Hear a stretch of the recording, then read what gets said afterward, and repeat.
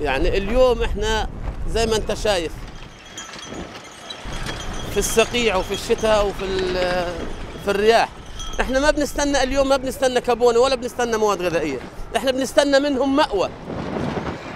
Gaza is on the brink of becoming the first territory in the world to be intentionally reduced to a state of abject destitution. This is not an accident or the result of natural disaster. It is a matter of policy. Israel's blockade seals off the territory by land, air and sea, imprisoning 1.5 million people. The blockade means the delay or denial of fuel, commercial goods, and even, as Gaza becomes more dependent, humanitarian aid. The siege on Gaza has been in place now for over 2.5 years. Essentially, the siege restricts all items coming into Gaza. The situation at the moment is unbearable. Physically, the place is a complete mess. In terms of the infrastructure, there's no economy. 80% of the population are depending on handouts of food. The medical facilities are under massive strain. The water and sanitation situation is deplorable, and so on. Very devastating on their mindsets and their mentality. الحياة طبعا زي ما انتم شايفين يعني حياة صعبة جدا. يعني بالليل احنا والحيوانات سوا. يعني المناطق هذه اللي انت شايفها كل هذه كانت مناطق زراعية وكل الحيوانات تعيش فيها. اليوم علشان خلا فاضية كل الحيوانات بتتجمع عندنا هنا بالليل. بعد الحرب يعني المشكلة عندنا في تسكير المعابر والحصار اللي قطع فيه. الغاز مش موجود حاليا يعني دائما باستمرار. يعني عندي الجرة هذه لها أكثر من 3 أشهر فاضية. مشكلتنا برضو في الكهرباء وفي المية. انت بتكون في كهرباء الواحد بيستعمل كهرباء للخبز وللطبيخ. فيش كهرباء بضطر ادور على حطب واشعل واخبز. The blockade affects all aspects of daily life, from cooking gas to school books to electricity. Hospitals are not exempt. Medicines are routinely delayed, and supplies like spare parts for dialysis machines and incubators are often denied, leaving Gaza's hospitals less able to cope and putting patients at risk. When the medication is delayed, we can use it. It's useless. One of the most important things we're facing here in Gaza for the hemodialysis. When we don't get the hemodialysis powder or hemodialysis fluids in the proper time, we can see the people go to die.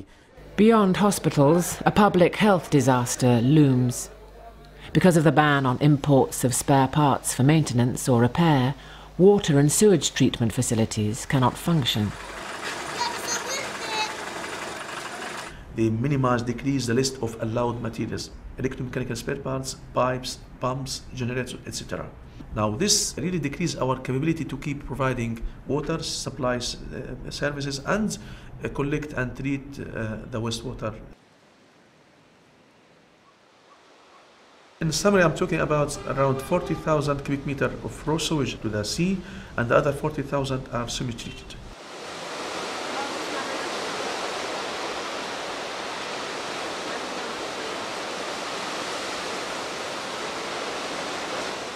The sea is the only place that remained for Gaza citizens to have some fun and to go for recreation. Unfortunately, this is also problematic, and people couldn't allow their kids to go and swim in many areas. The effect will be skin diseases or gastrointestinal diseases or inflammation in the eye or in the ear. Now, the impact could have been worth if I leave everything on land, not dump to the sea. But I know that now I'm polluting the marine life, which is an important resource for our economy, for fisher, for the season of swimming, etc. بسبب القصف والدمار الموجود علينا اختلفت السنوات الانتاج السنوي من السمك. فقلصوا لمدة 6 ميل، صاروا 3 ميل، قلصوا اليد الشمالي، قلصوا اليد الجنوبي من غزة، يعني خلوها ككونتيل، يعني حصار على الصيادين هذول الناس الغلابة. في عندهم طرادات، احنا ما عندناش الا لحمنا، طبعا هو بيجي بطخ خطر، انت بتبشر غزلك او اشراكك وبتروح. بيجي بيطلق عليهم النار، بتيجي مثلا رصاصين، بتيجي هان بتيجي هان بتيجي هان، يعني اصبح انه كمان مراكبنا كمان مش امينه علينا، وهذا يعني بحقوق الانسان هذا غلط. Israel's offensive caused vast devastation across Gaza, and the situation is desperate. Over 6,000 houses were destroyed, and with no building materials allowed in, thousands of families are still displaced, living in tents or the rubble of their former homes. Despite the $4 billion pledged by the international community for reconstruction, the blockade has meant that little of that has been spent. With the winter rains and winds, this is leaving thousands at risk. يعني والله انت شايف زي ما انتوا جيتوا هنا وشفتوا بعينكم، يعني الواحد يعني عايش في خيمه، عايش في نايلون كله، يعني والله تغيرت كل الحياه، يعني الواحد بطل يعني يكون زي اول، يعني الواحد كان اول متريح، يعني بيضمن انه في حاجه عنده، بروح بيضمن حاجه، اولاده مستورين، اولاده ما يلعبوا في الشارع، ما يتعوروا من حديده من حاجه. في مساعدات اجلنا، بس يعني المساعدات ايش بدها تكفيك؟ بتسد عن دارك ما بتسد، يعني مهما يعطوك مساعدات او فيش مواد بنا وفيش حاجه على الفاضي. يعني وعيلي يعني 7 أنفار، ايش منين بدنا نجيب لهم نسوي؟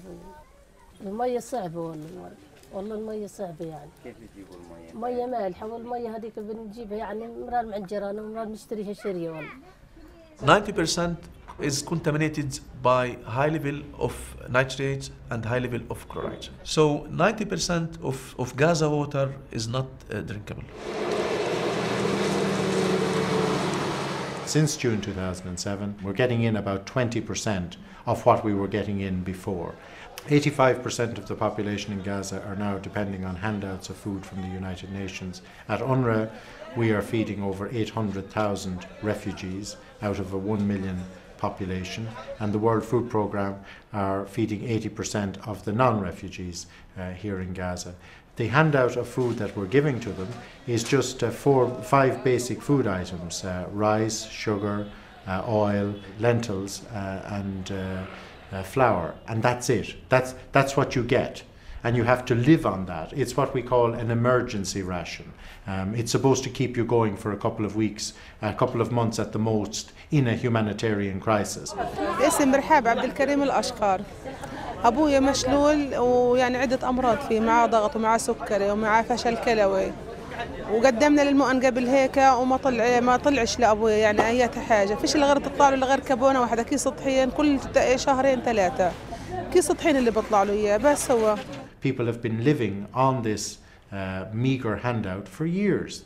This is the 9th year of our emergency ration program, and all that's happening is the queues are getting longer.